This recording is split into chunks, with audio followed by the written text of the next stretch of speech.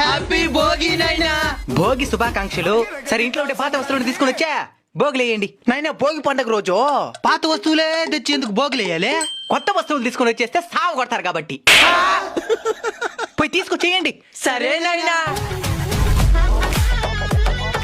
సరే ఒక గుండం నిండా నీళ్ళు తీసుకొచ్చి భోగిలో పెట్టండి. కాగిన వెంటనే ప్రతి ఒక్కరు స్నానం చేద్దాం. భోగి నీళ్ళతో స్నానం చేస్తే ఏమవుతుంది నాయనా? భోగి పండుగ రోజు నువ్వుల నూనెతో తలంటుకుని భోగి నీళ్లతో తలస్నానం చేస్తే మనిషి శరీరం మనిషి మనస్సు రెండు శుభ్రపడతాయి. ఓహో, సరే వినండి, మీరు బట్టలు కొనుక్కునే దానికే డబ్బులు తీసుకొని వచ్చిస్తాను. థ్యాంక్ యూ నైనా. బిడ్డలకి డబ్బులు ఇవ్వాలా? మరి చిన్నడా పెద్దడా ఏమైందైనా? బీరువాలు ఉండాల్సిన నగలు డబ్బులు ఆస్తి పత్రాలన్నీ ఎక్కడ్రా? అది సంవత్సరం రోజులుగా బీరువాలోనే పడి ఉన్నాయి. అందుకే ఆ పాత వస్తువులన్నీ ఎత్తుకొని పోయి భోగిలేసాను. భోగి పండుగ గురించి భోగి మాటల్లోనే వినాలనుకుంటే కింద కనబడుతున్నా భోగి గురించి భోగి మాటల్లో అనే టైటిల్ మీద క్లిక్ చేసి చూడండి. నమస్కారం.